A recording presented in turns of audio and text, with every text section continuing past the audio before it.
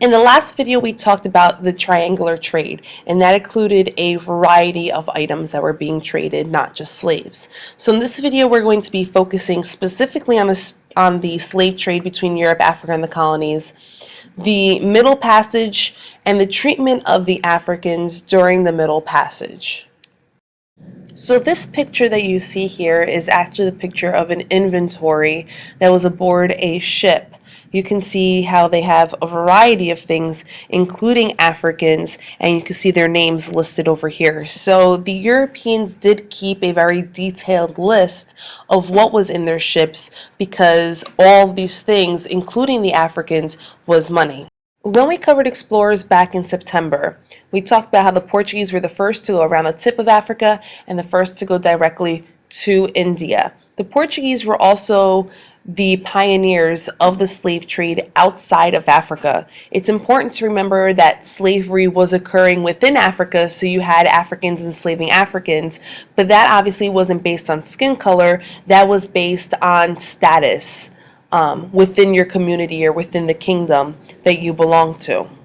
This is a drawing depicting Africans being brought from their lands into or onto the shore to be shipped off into the New World.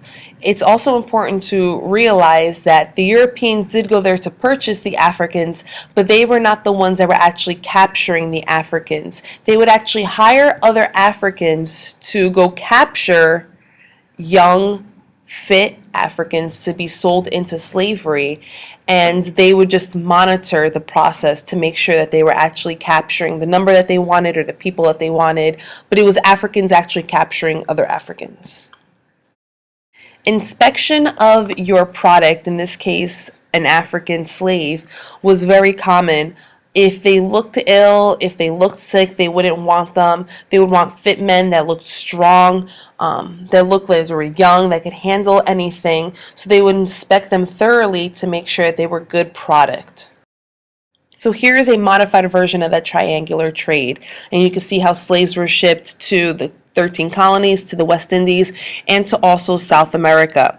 That passage from Africa to the New World is known as the Middle Passage, so make sure that you guys know that. The Middle Passage was a difficult journey. What you see here is an excerpt from a book depicting the Middle Passage or someone's experience on the Middle Passage, and then right underneath it you kind of see it put into someone else's own words. So you can see that a woman drowned trying to save her baby after it was thrown overboard. You had people that would actually jump on purpose because the thought of being enslaved and coming to the New World was just too harsh, or the treatment aboard was just too harsh. This picture depicts an aerial view of what a slave ship would actually look like, and you can see that they have 482 people crammed onto the decks of this slave ship. The slaves would be laying down side by side next to one another, and in many cases it was multiple layers within a given room.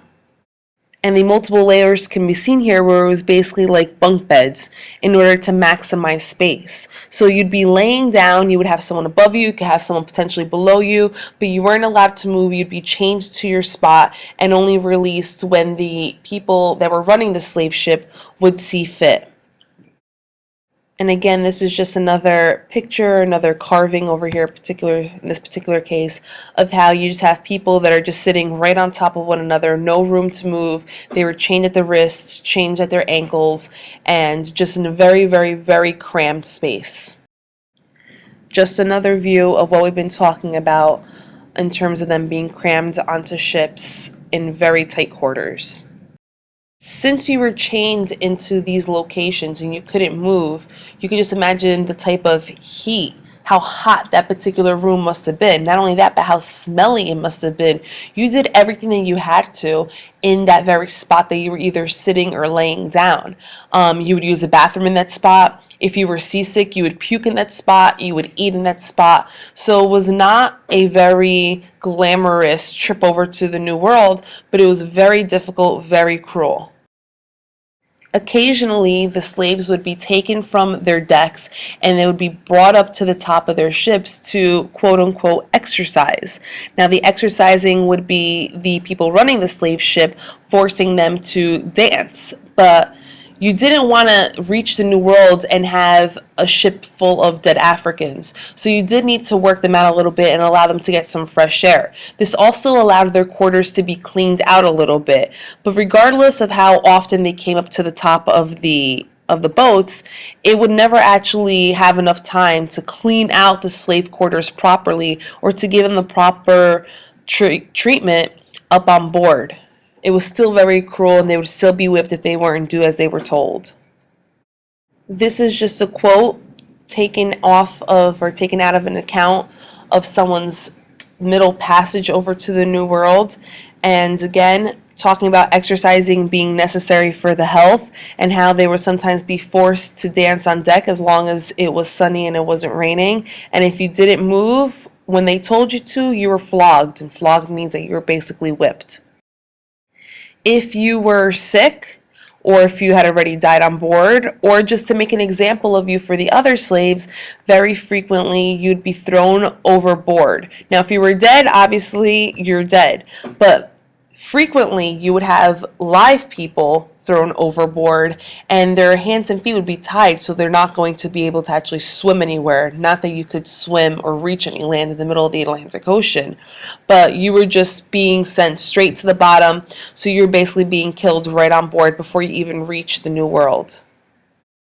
This quote here is just an account of the ship's captain reasoning that the slaves were going to die anyway, so he made an executive decision throwing them overboard, and they wouldn't feel guilty about it because even though they were Africans and Africans are human, they were not deemed as people. They were deemed as property. They were deemed as money, not humans. This gentleman that you see here, Equiano, was a slave who wrote about his middle passage or his trip over to the New World, and also wrote about the days that he was enslaved here in the 13 colonies. In this excerpt from his narrative, he talks about how he wished to die because he felt so sick and how he couldn't eat anything, and him refusing to eat would actually get him whipped. So not only did he feel sick and he couldn't eat, but now he couldn't eat and now he was being whipped. And on top of that, so it was not a good trip over to the New World. Once they arrived in the New World, you would see flyers like this one, where they would advertise the arrival of Negroes, and they would have an auction to sell the people or sell the Africans that were arriving here from Africa to the New World. This is just another flyer advertising the arrival of Negroes or of slaves. And on this particular flyer, they actually say how they had taken precautions so that smallpox wouldn't be of concern on this particular voyage. So it's just advertising, we have healthy slaves, come and purchase your slaves from us. Diseases were very common aboard ships coming to the New World. Dysentery, malaria, smallpox killed thousands of Africans. An estimated 13 to 20% of Africans died during the Middle Passage. That's a pretty high number, guys. And in between 1699 and 1845, you did have 55 successful African uprisings aboard ships where they actually revolted against the people that were running the ships and took control of the actual ship and of their destiny. And we will talk about that further in class. With that, keep in mind that slavery is a topic we are going to be visiting throughout the entire year. So this is just one small part of what we're going to be talking about. But this video should allow you to answer the following 4 questions. How did the Europeans gather Africans to enslave?